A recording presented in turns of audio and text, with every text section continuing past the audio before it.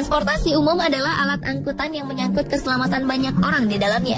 Seharusnya kualitas alat transportasi umum dan awak yang mengoperasikannya harus di atas rata-rata. Karena di tangan mereka lah nyawa ratusan bahkan ribuan orang bergantung. Namun sesempurna apapun alat transportasi itu, ada saja faktor yang menyebabkan kecelakaan terjadi.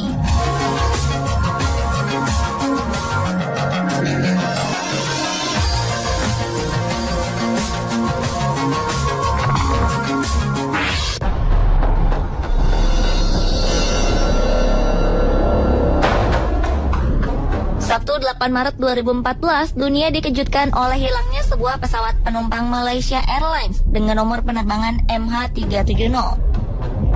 Pesawat ini menghilang ketika dalam perjalanan dari Kuala Lumpur menuju Beijing di malam hari. Hilangnya pesawat ini membuat publik teringat sebuah peristiwa yang mirip yang terjadi pada 1 Juni 2009, yaitu kecelakaan Air France 447. Pesawat penumpang milik Prancis ini berangkat dari Rio de Janeiro, Brazil di malam hari dan rencananya akan mendarat di Paris, Prancis. Pesawat MH370 membawa 239 orang, termasuk penumpang dan awak pesawat. 7 orang diantaranya adalah warga negara Indonesia. Sementara itu, pesawat Air France 447 membawa 228 orang penumpang dan kru pesawat. Jika keduanya sama-sama tidak sempat mengirim sinyal darurat sebelum hilang dari pantauan radar, tapi untuk MH370, pesawat justru diduga sengaja menghindari radar, bahkan sampai melakukan manuver zigzag. Beberapa hari setelah peristiwa naas yang dialami pesawat Air France 447, nasibnya dengan cepat diketahui terjatuh di Samudra Atlantik. Dari hasil penyelidikan, Air France 447 tercebur ke laut secara utuh dengan kecepatan 280 km per jam dari udara akibat kesalahan pilot mengatasi turbulensi. Kabarnya, pilot menaikkan hidup pesawat hingga kecepatan pesawat tidak cukup untuk mempertahankan gaya angkat yang memadai. Tapi, apa alasan pilot kehilangan kendali dalam situasi seperti itu tetap menjadi misteri. Sementara itu, untuk MH370, sekitar 1 jam setelah tinggal landas, sinyal MH370 dilaporkan hilang dari radar menara pemandu lalu lintas udara atau ATC Subang, Malaysia. Berbagai spekulasi pun muncul, mulai dari pembajakan karena pesawat diduga membelok arah. Lalu ada juga spekulasi konspirasi politik demi kepentingan negara tertentu dengan mengorbankan pesawat malang itu, hingga dugaan bahwa MH370 masuk ke dimensi dunia lain. Hingga kini, kemana dan apa yang sebenarnya terjadi dengan MH370 masih menjadi misteri. Sejauh ini diperkirakan penerbangan MH370 berakhir di Samudra Hindia.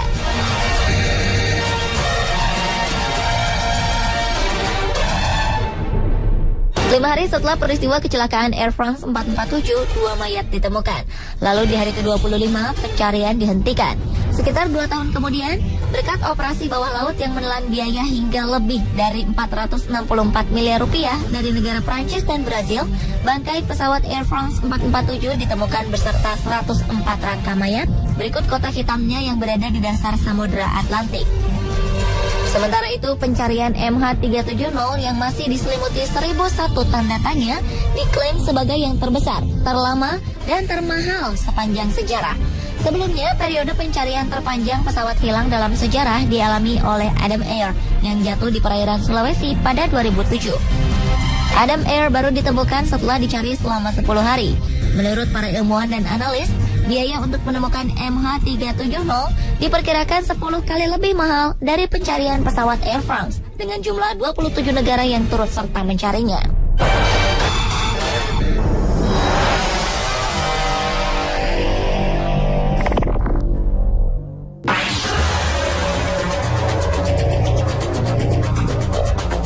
Walaupun secara kasat mata, kapal laut memiliki resiko kecelakaan yang lebih rendah daripada pesawat terbang, namun sepanjang sejarah, ada beberapa kecelakaan kapal laut yang kemudian menjadi duka dunia.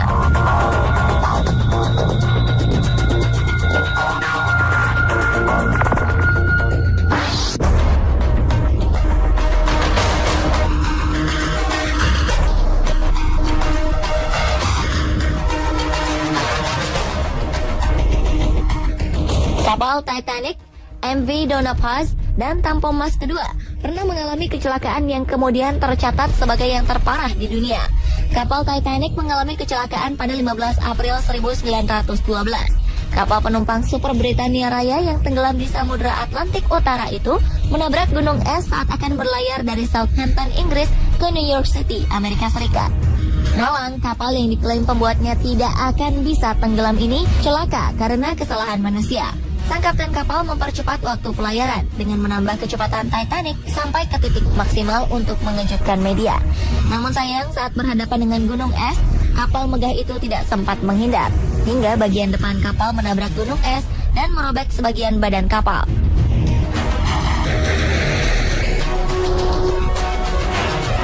Sementara itu pada 20 Desember 1987, MV Donna Paz, kapal feri berbendera Filipina, bertabrakan dengan kapal tanker MT Vector yang sedang melakukan perjalanan dari Kepulauan Samar menuju Filipina.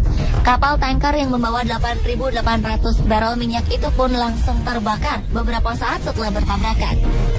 Api kemudian menyambar Donna Paz, sehingga para penumpang tidak sempat menurunkan sekoci. Karena api ini juga, Donna Paz langsung tenggelam beberapa menit setelah tabrakan. Di Indonesia, kecelakaan kapal terbesar terjadi pada 26 Januari 1981. Ketika itu, KMP Tampomas kedua tengah berada dalam perjalanan dari Tanjung Priok, Jakarta menuju Ujung Pandang, atau sekarang bernama Makassar.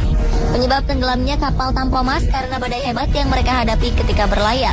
Ditambah sebuah puntung rokok yang masih hidup yang memicu kebakaran pada salah satu dek kapal. Ketika api mulai membesar, penumpang segera menuju ke dek atas untuk menyelamatkan diri dengan menggunakan sekoci. Namun proses evakuasi berjalan lambat karena untuk menuju ke dek atas hanya ada satu pintu.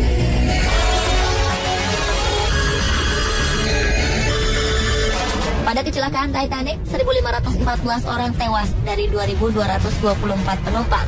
Memang jumlah korban selamat dari kapal yang diklaim oleh pembuatnya tidak akan tenggelam ini mencapai 1.178 orang. Namun untuk ukuran kapal canggih di masanya seperti Titanic, seharusnya korban yang selamat bisa lebih banyak. Hal ini terjadi karena jumlah sekoci yang disediakan di kapal mewah itu hanya berkapasitas sepertiga dari jumlah seluruh penumpang. Sementara itu pada tragedi yang dialami kapal MV Donna Paz, jumlah korban yang tewas mencapai 4.375 orang. Padahal kapasitas maksimum kapal hanya 1.518 orang. 21 orang korban selamat karena bisa berenang menjauhi kapal. Dan saat itu tidak ada waktu untuk menurunkan sekoci penyelamat. Pada KMP Tampomas kedua, kapal ini membawa puluhan kendaraan bermotor dan 1.442 orang yang terdiri dari penumpang dan awak kapal. 753 orang berhasil diselamatkan, sementara sisanya tewas tenggelam bersama kapal yang terbakar, termasuk nakoda kapal yang bernama Kapten Abdul Rifai. Jumlah penumpang memang tidak melebihi kapasitas maksimal dari kapal Tampomas kedua, walaupun ada beberapa orang yang berstatus penumpang gelap. Dilihat dari jumlah korban yang tewas, kapal Donna Paz masih menjadi kecelakaan kapal laut terbesar sepanjang sejarah dunia.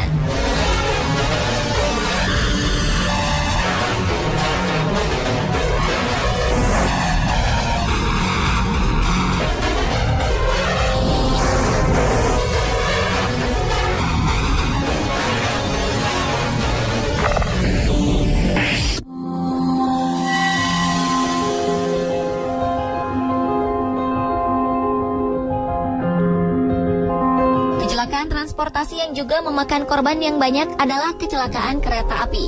Yang pertama adalah tragedi Firozabad di India. Sebanyak 200 orang tewas akibat kecelakaan ini.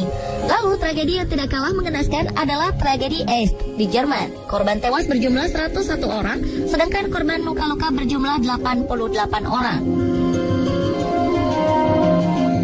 Tragedi Firozabad melibatkan dua kereta, yaitu Kalindi Express dan Purushottam Express yang sedang melaju di daerah Firozabad.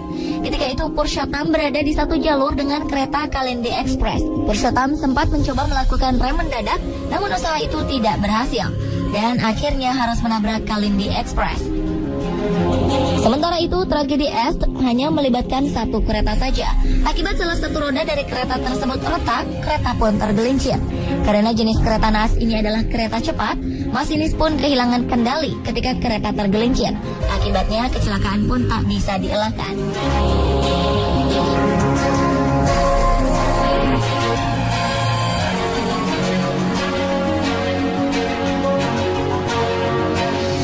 Itulah beberapa kasus kecelakaan transportasi terbesar sepanjang sejarah.